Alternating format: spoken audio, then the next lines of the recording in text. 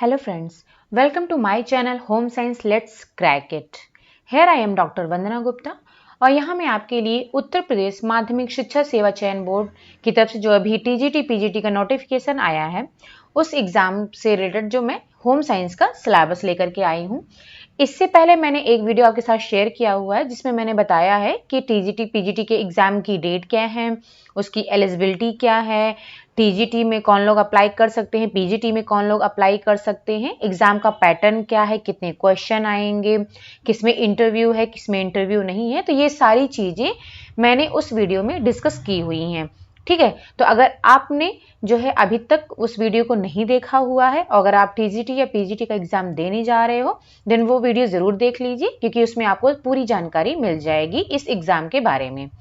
ठीक है, अगर आपने अभी तक मेरे चैनल को सब्सक्राइब नहीं किया है देन सब्सक्राइब कर लीजिए क्योंकि इस चैनल पर आपको टीजीटी और पीजीटी के सारे सिलेबस मिल जाएंगे और मैं सारे लेक्चर भी इस पर आपको प्रोवाइड करूंगी, हिंदी और इंग्लिश दोनों में आपको मिल जाएंगे।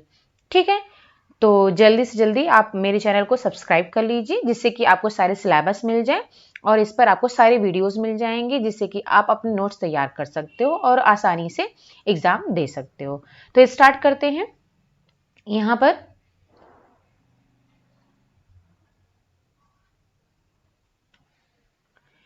तो ये है जो उस पर जो ऑफिशियल साइट पर सिलेबस दिया गया है। तो इसमें हमारे जो होम साइंस का सब्जेक्ट है यानी गृह विज्ञान में 5 सब्जेक्ट हैं। एक पहला तो है आहार एवं पौष्टिकता, दूसरा है गृह प्रबंधन, तीसरा है स्वास्थ्य और चौथा है बाल विकास। ठीक है, और पांचवा है आपका मतलब टेक्सटाइल क्लॉथिंग एंड टेक्सटाइल जिसमें कि आपके वस्त्र और जो सिले हुए कपड़े हैं तो उनसे रिलेटेड सारी चीजें आ जाती हैं। ठीक है, और फिर है लास्ट है आपका प्रसार शिक्षा यानी कि एक्सटेंशन एजुकेशन। तो ये सारे सिलेबस हैं हमारे जो कि हमारे टीजीटी का सिलेबस है ये। तो इसको मैं आपको डिटेल में यहाँ पर डिस्कस करने जा रही हूँ कि जो फूड एंड न्यूट्रिशन यानी कि आहार एवं पोषण है उसमें कौन कौन सी चीजें आएंगी और गृह प्रबंधन में क्या आएगा, बाल विकास में क्या आएगा। तो हम यहाँ पर सारा सिलेबस डिटेल में डिस्कस करने जा रहे हैं। ठीक है, उसके अंदर हम ये भी कवर करेंगे कि कौन कौन से टॉपिक आ सकते हैं। ठीक है, क्योंकि इसमें इन्होंने जो है मेन पॉइंट दे दिया हुआ है कि हाँ ये चीजें आएंगी लेकिन उसके अंदर में क्या क्या चीजें आएंगी वो हम यहाँ पर डिस्कस करेंगे और आपको इसकी जो है वीडियोस भी मिल जाएंगे इसी चैनल पर। तो पहला है पौष्टिकता की संकल्पना जिसको कि इंग्लिश में बोलते हैं कॉन्सेप्ट ऑफ न्यूट्रिशन।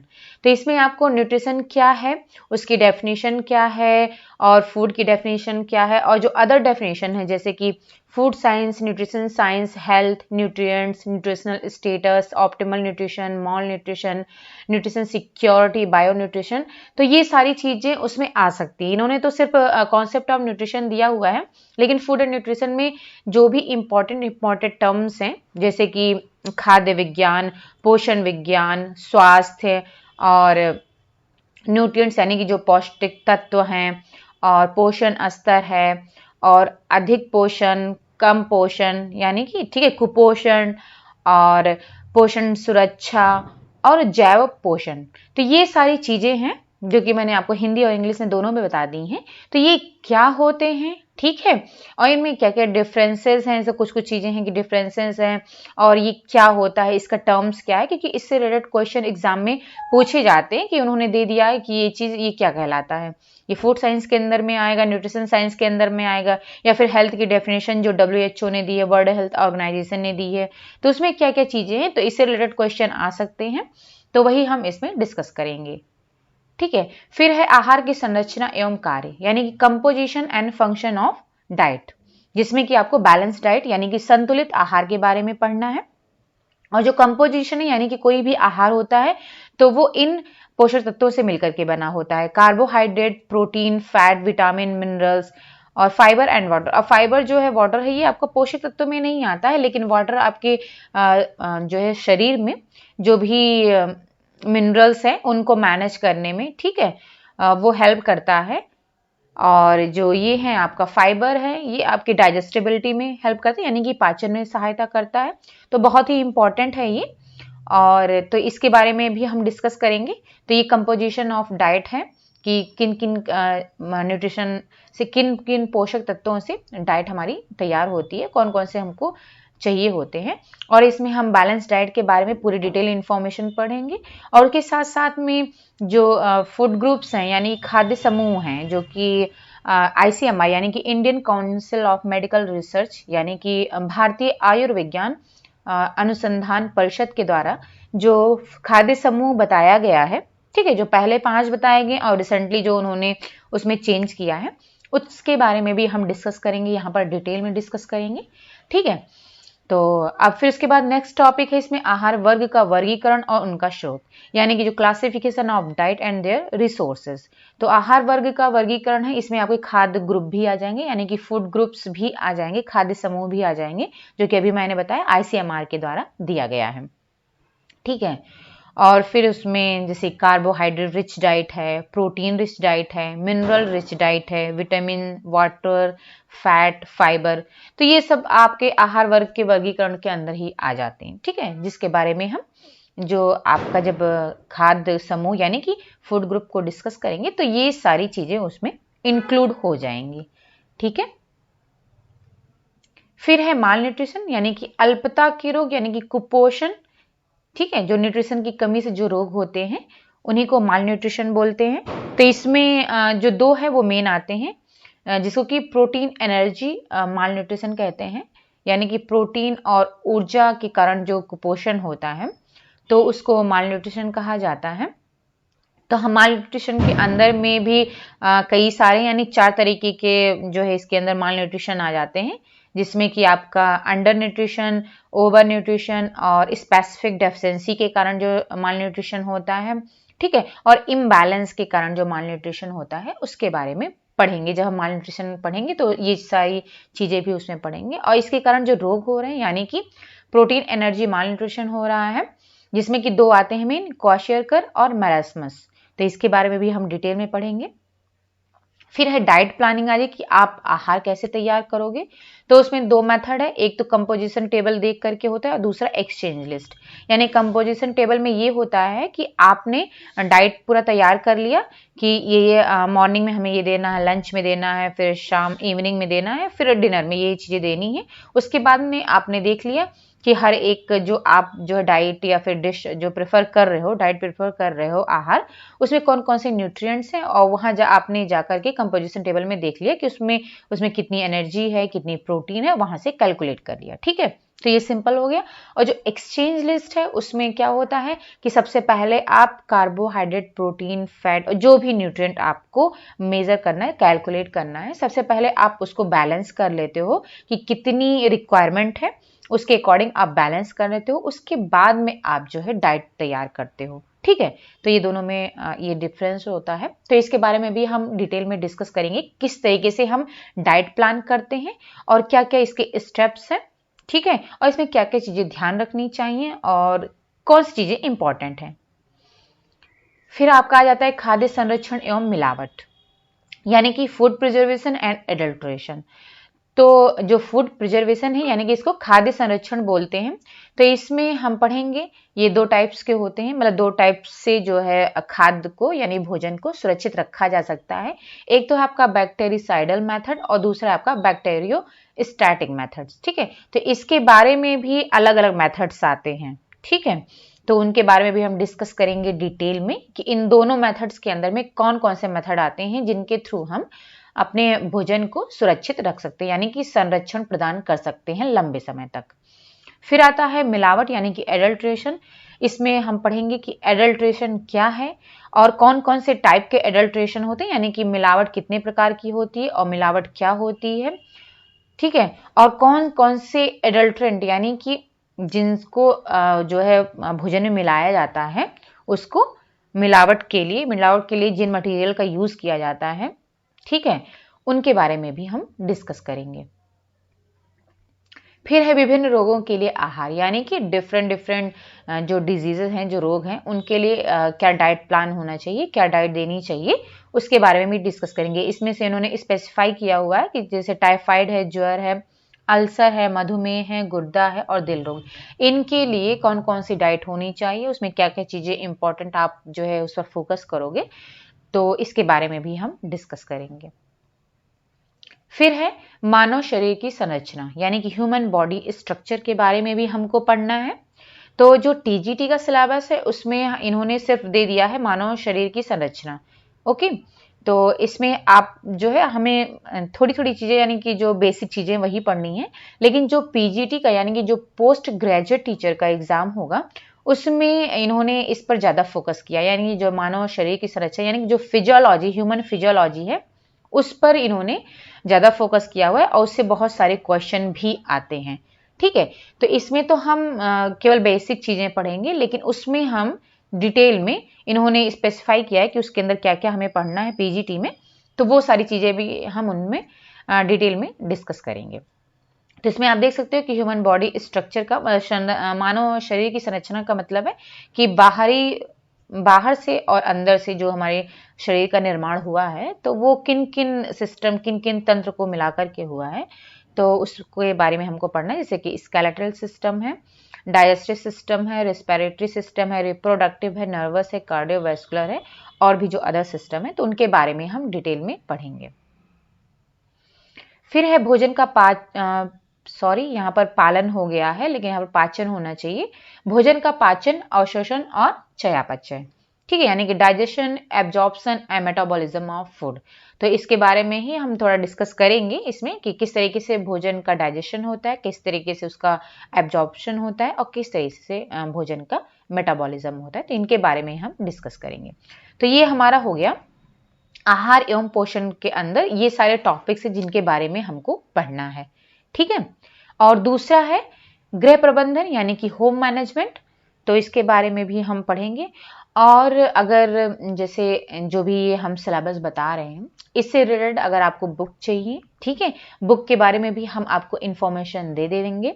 ठीक है, तो अभी तो हम सिलेबस के बारे में बता रहे हैं, एक वीडियो हम शेयर कर देंगे जिसमें आपको हम सारी बुक्स के बारे में पांचों सब्जेक्ट से, ठीक है, रिलेटेड जो भी इंग्लिश में बुक आ रही हैं, जो भी हिंदी में बुक आ रही हैं, वो हम आपको सजेस्ट कर देंगे। अगर आप चाहो तो उसको परचेज कर लेना, ठीक है। और अगर आप उस बुक से नहीं पढ़ना चाह रहे हो, ठीक है, देन आप सिर्फ अगर आप हमारा चैनल देखते हो, जो भी हम वीडियो शेयर कर रहे हैं उसमें हम आपको सारी महत्वपूर्ण चीज़ें बताएंगे, ठीक है। और चूंकि आप जानते ही हो कि हम मतलब हमने, अगर आपने मेरे बारे में पढ़ा होगा तो हमने पीएचडी किया हुआ, नेट, जेआरएफ और सीटेट, टेट, ये सारी चीज़ें हमने क्वालिफाई की हुई हैं, तो हमारे पास एक्सपीरियंस है किस तरीके का पेपर आता है, कौन सा क्वेश्चन इंपॉर्टेंट हो सकता है, किस टॉपिक से क्वेश्चन आ सकते हैं, ठीक है। तो थोड़ा बहुत जो है हमें एक्सपीरियंस है इसके बारे में, जो कि हम आपके साथ शेयर करेंगे वीडियो में। तो फिर आप अगर चाहो तो हमारा वीडियो भी देख सकते हो और साथ साथ में जो भी आपको बुक्स अच्छी लगती हैं, ठीक है, जो लगती है कि हाँ ये आपके लिए बेनिफिशियल है, तो वो बुक भी आप परचेज कर सकते हो। मैं आपको बुक के बारे में भी बता दूंगी, पूरी डिटेल इन्फॉर्मेशन दे दूंगी।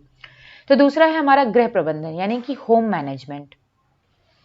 अब इसमें जो होम मैनेजमेंट में है, इसमें हम पढ़ेंगे कि जो गृह प्रबंधन है उसका अर्थ क्या है, उसका कॉन्सेप्ट क्या है, ठीक है, और उसकी डेफिनेशन कौन कौन से ऑथर ने जो है इनकी डेफिनेशन दी है, किन किन लोगों ने क्या क्या डेफिनेशन दी है, क्योंकि होम मैनेजमेंट से ये क्वेश्चन बहुत पूछा जाता है। उनका ऑथर का नाम दे दिया जाता है और फिर पूछा जाता है कि इन्होंने कौन सी डेफिनेशन दी, या फिर डेफिनेशन पूरी दे दी जाती है और पूछा जाता है, ऑथर का नाम नीचे दे दिया जाता है कि किसने जो है इस डेफिनेशन को दिया है। तो इससे बहुत सारे क्वेश्चन आते हैं, ठीक है, तो उसके बारे में अभी हम डिस्कस करेंगे। और इसमें हमें होम मैनेजमेंट के प्रिंसिपल के बारे में भी पढ़ना है, ठीक है, जो गृह प्रबंधन के प्रिंसिपल दिए गए हैं यानी कि जो सिद्धांत बताए गए हैं, तो वो भी हम डिटेल में डिस्कस करेंगे क्योंकि इससे भी क्वेश्चन बहुत पूछे जाते हैं।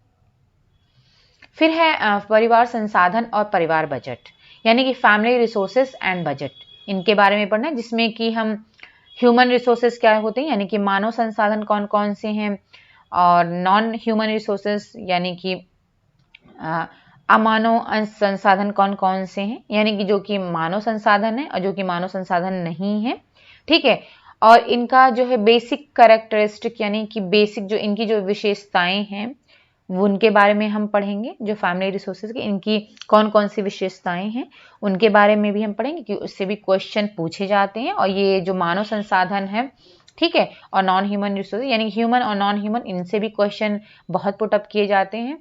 और किस तरीके से हमें फैमिली बजट तैयार करना है, ठीक है। तो ये जो है आपने देखा होगा, अगर आपने नेट का एग्जाम दिया होगा, अभी रिसेंटली भी ये हुआ है, और जो प्रीवियस पेपर जो कि हमने अपने इस चैनल पर प्रीवियस पेपर जो है शेयर किए हुए हैं आपके साथ नेट एग्जाम के, तो उसमें भी आपने देखा होगा कि फैमिली बजट कैसे तैयार करते हैं। तो ये क्वेश्चन पूछा जाता है स्टेप बाय स्टेप, तो उसके बारे में भी हम डिस्कस करेंगे। और जब बजट बनाते हैं तो कौन कौन से स्टेप होते हैं, ठीक है, उनके बारे में भी हम डिस्कस करेंगे। फैमिली बजट कैसे बनाते हैं और उनके कौन कौन से स्टेप हैं, इनके बारे में डिस्कस करेंगे। और फिर उसके बाद में इसमें भी आपका आ जाएगा जो फैमिली लाइफ साइकिल है, उसके भी स्टेजेस हैं अलग अलग, तो उनके बारे में भी हम डिस्कस करेंगे। क्योंकि उससे भी जो फैमिली लाइफ साइकिल का स्टेज है, यानी कि जो इसका लेवल स्तर है, तो उससे भी क्वेश्चन पुटअप किए जाते हैं। फिर है मैनेजमेंट यानी कि प्रबंधन। प्रबंधन में फिर आपका आ जाएगा टाइम मैनेजमेंट यानी कि समय प्रबंधन, मनी का जो है मैनेजमेंट, और एनर्जी का मैनेजमेंट, तो इनके बारे में भी हम जो है डिस्कस करेंगे। फिर है डिसीजन मेकिंग, जिसका हिंदी में आप बोलते हैं निर्णय लेना। तो इसमें डिफरेंट डिफरेंट स्टेप्स हैं, जिसमें बताया जाता है कि हम किस तरीके से डिसीजन ले सकते हैं, यानी कि निर्णय ले सकते हैं। तो ये बहुत ही इम्पॉर्टेंट टॉपिक है, क्योंकि इससे एक ना एक क्वेश्चन जरूर पूछा जाता है डिसीजन मेकिंग से, क्योंकि डिफरेंट डिफरेंट स्टेप्स दिए गए हैं। तो उसमें चाहे स्टेप ही पूछ लेता है या फिर उसके अंदर में एग्जाम्पल दे करके भी क्वेश्चन पूछ लेता है। तो ये हम डिस्कस करेंगे डिटेल में। और फिर है लक्ष्य, मूल्य और प्रतिमान, यानी कि गोल्स, वैल्यूज एंड स्टैंडर्ड्स। तो इससे भी क्वेश्चन बहुत सारे पूछे जाते हैं, क्योंकि इसमें जो है टाइप्स ऑफ गोल हैं, टाइप्स ऑफ वैल्यूज हैं, टाइप्स ऑफ स्टैंडर्ड्स हैं। इससे भी कोई ना कोई एक क्वेश्चन पूछा जाता है, चाहे डेफिनेशन पूछ ली जाए या फिर जो है इनके टाइप्स के बारे में पूछ लिया जाता है, या फिर एग्जाम्पल दे दिया जाता है और पूछा जाता है कि वो गोल है या फिर वैल्यू है या फिर स्टैंडर्ड है, या फिर ये तीनों एक दूसरे से रिलेटेड होते हैं। तो इनके बारे में भी जो है क्वेश्चन पुटअप जरूर किया जाता है, ये भी बहुत इंपॉर्टेंट है। फिर है कार्य सरलीकरण यानी कि वर्क सिंप्लीफिकेशन। इसमें आता है पेपर एंड पेंसिल टेक्निक आती है, ठीक है, जिसमें कि हम आपको पढ़ाएंगे flow process chart, operation chart, multiman chart और पाथवे चार्ट। तो ये डिफरेंट डिफरेंट ये चार्ट है जिनके थ्रू जो है हम कार्य को सरल बनाते हैं। तो ये भी बहुत इंपॉर्टेंट है, क्योंकि इससे भी क्वेश्चन पुटअप किए जाते हैं, एग्जाम्पल दे दिया जाता है, उसमें पूछा जाता है कि ये कौन सी टेक्निक है, ठीक है, जिसके थ्रू जो है कार्य को सरल किया जा सकता है। तो इसे भी बहुत इंपॉर्टेंट है ये, इसके बारे में हम डिटेल डिस्कस करेंगे, ठीक है। आपका जो भी डाउट होगा वो हम पूरी तरीके से क्लियर करने की कोशिश करेंगे। और फिर मुंडल क्लासेस ऑफ चेंज है, ये भी बहुत इंपॉर्टेंट है, क्योंकि इससे भी क्वेश्चन आते हैं। और इसमें मुंडल जो क्लासेस ऑफ चेंज इन्होंने दिया हुआ है, उसमें भी अलग अलग स्टेप दिए गए हैं, उसके बारे में हम डिटेल डिस्कस करेंगे। फिर मैस्लोज हायरार्की ऑफ नीड्स, ये भी इंपॉर्टेंट है, जिनमें पारिवारिक आवश्यकताएं आ जाती हैं। सेविंग यानी कि बचत क्या होती है, आंतरिक एवं बाह्य सज्जा यानी कि इंटीरियर एंड एक्सटीरियर डिजाइन क्या होता है, गृह एवं पारिवारिक यंत्र यानी कि होम एंड फैमिली जो इक्विपमेंट्स यूज किए जाते हैं वो कौन कौन से हैं, तो उनके बारे में भी हम डिस्कस करेंगे। ये है आपका गृह प्रबंधन के बारे में था, कि जिसमें कि जितने भी दिए गए हैं वो टॉपिक देंगे वो सारे के सारे ही इंपॉर्टेंट है, उनके बारे में हम डिटेल डिस्कस करेंगे। फिर और इससे भी रिलेटेड जो भी बुक्स हैं हमें पता है वो हम आपके साथ शेयर कर देंगे, अगर आपको ज़रूरत होगी तो आप उसको परचेज कर लीजिएगा। आप ऑफलाइन भी ले सकते हो अगर मिल जाए आपको, और ऑनलाइन भी परचेज कर सकते हो। फिर है स्वास्थ्य यानी कि हेल्थ के बारे में, तो इसकी मीनिंग, इसकी डेफिनेशन, और स्वास्थ्य एवं स्वच्छता के बारे में, हेल्थ और हाइजीन के बारे में। और फिर जो कार्यरत सरकारी और गैर सरकारी संगठन है इसके लिए काम कर रहे हैं, कौन कौन से हैं, गवर्नमेंट और नॉन गवर्नमेंट यानी एनजीओ, और जो गवर्नमेंट हैं जो इसके लिए काम कर रहे हैं स्वास्थ्य के संबंध में, तो उनके बारे में भी हम जानेंगे कि कौन कौन से गवर्नमेंट ऑर्गेनाइजेशन है, कौन कौन से नॉन गवर्नमेंट ऑर्गेनाइजेशन है जो कि हेल्थ पर काम कर रहे हैं। और फिर उसके बाद में इम्पोर्टेंस ऑफ इन्वायरमेंट यानी पर्यावरण का क्या महत्व है हमारे लिए, इस पर भी हम डिस्कस करेंगे और पर्यावरण प्रदूषण के बारे में भी हम डिस्कस करेंगे। ठीक है, अब जो हेल्थ में है इसमें और भी चीजें हैं, जैसे कि वाटर एंड एयरबॉर्न डिजीजेस यानी जल एवं वायु जनित रोग कौन कौन से हैं, primary principles of health safety यानी कि प्राथमिक स्वास्थ्य रक्षा के सिद्धांत क्या क्या हैं, एक्सीडेंट्स एंड देयर सोल्यूशन यानी पारिवारिक सामान्य दुर्घटनाएं और उनका निदान क्या हो सकता है, और विभिन्न प्रकार के पट्टियों का उपयोग यानी कि जो डिफरेंट पट्टियों का यूज किया जाता है, जब भी आपको चोट लग जाती है तो पट्टियां का यूज किया जाता है, तो उसमें भी कई तरह की पट्टियां होती हैं, तो उनके बारे में भी हम डिस्कस करेंगे। ठीक है, तो ये हो गया स्वास्थ्य के बारे में। फिर आता है आपका बाल विकास यानी कि चाइल्ड डेवलपमेंट। देख लेते हैं इसमें कौन कौन से टॉपिक हैं। तो इसमें है कि बच्चों की वृद्धि एवं विकास यानी कि चाइल्ड ग्रोथ एंड डेवलपमेंट, जिसमें कि आपको ग्रोथ एंड डेवलपमेंट के प्रिंसिपल्स यानी कि सिद्धांत को पढ़ना है। ग्रोथ और डेवलपमेंट में डिफरेंस क्या है यानी कि वृद्धि एवं विकास। ठीक है, इसमें क्या डिफरेंस है, और ग्रोथ एंड डेवलपमेंट की इनकी स्टेजेस कौन कौन सी हैं, जो स्टेजेस हैं कि जो स्टेजेस दी गई हैं उनकी विशेषताएं क्या हैं, चाइल्ड मोर्टालिटी एंड डिजीज यानी कि बच्चों की मृत्यु और उनकी रुग्णता यानी कि डिजीज से रिलेटेड जो भी चीजें वो भी हम डिस्कस करेंगे। स्कूल हेल्थ यानी कि विद्यालय स्वास्थ्य, मैरिज एंड फैमिली यानी कि विवाह एवं परिवार के बारे में, और टाइप ऑफ मैरिज, तो इनके बारे में भी हम डिस्कस करेंगे डिटेल में। वस्त्र एवं सिले कपड़े, अब आ गया क्लॉथिंग टेक्सटाइल। ठीक है, तो इसमें है कि वस्त्र रेशे का वर्गीकरण यानी क्लासिफिकेशन ऑफ फाइबर्स के बारे में हमको पढ़ना है, जिसमें कि आपका नेचुरल यानी कि प्राकृतिक, आर्टिफिशियल यानी कि जो कि मैन मेड है, मिनरल, मेटालिक और इलास्टोमेरिक, तो ये सारे टाइप्स हम पढ़ेंगे। इनके अंदर कौन कौन से फाइबर्स आ रहे हैं, ठीक है, जिनसे कि जो वस्त्र बनाए जाते हैं। तो नेचुरल फाइबर कौन से हैं, आर्टिफिशियल कौन से हैं, मिनरल कौन से हैं, मेटालिक कौन से हैं और इलास्टोमेरिक कौन से हैं। तो इनसे भी क्वेश्चन आते हैं कि कौन कौन से इनके अंदर फाइबर आते हैं, उनकी क्या क्या विशेषताएं हैं, वो कहाँ से प्राप्त किए जाते हैं। ठीक है, और उनमें भी याद है स्टेप्स आते हैं कि उनके किस तरीके से इन फाइबर्स को तैयार किया जाता है। तो ये सारी चीज़ें हम डिस्कस करेंगे क्लॉथिंग टेक्सटाइल में। और फिर केमिस्ट्री के में यानी कि इसमें जो फाइबर्स की प्राइमरी फाइबर प्रॉपर्टीज है, ठीक है, और जो प्राथमिक रेशे का गुण है और जो द्वितीय रेशे का गुण है, तो उनके बारे में भी हम डिस्कस करेंगे। फिर आ जाता है एपरल डिजाइन एंड डेकोरेशन, जिसमें कि जिसे कि हिंदी में बोलते हैं परिधान की बनावट एवं उसकी सजावट। तो इसमें हम पढ़ेंगे टाइप्स ऑफ डिजाइन, ठीक है, जिसमें कि आपका स्ट्रक्चरल और अप्लाइड या फिर डेकोरेटिव डिजाइन आ जाती है, उनके बारे में हम पढ़ेंगे।